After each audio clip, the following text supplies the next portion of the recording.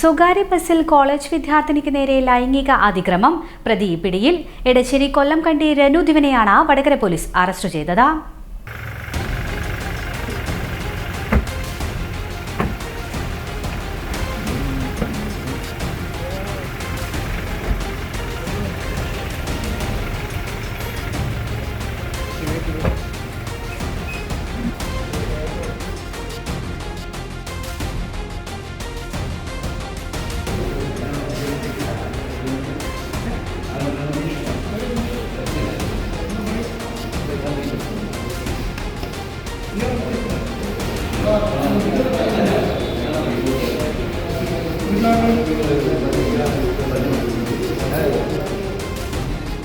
വടകര പേരാമ്പ്ര ബസ്സിൽ വെച്ചാണ് വിദ്യാർത്ഥിനി ലൈംഗികാതിക്രമത്തിന് ഇരയായത്.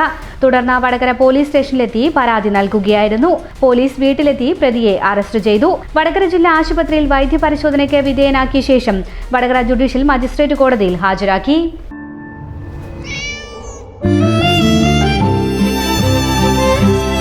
എന്റെ ഇഷ്ടങ്ങൾ എന്റെ ഫാമിലിക്ക് അറിയാം. Family wedding centre.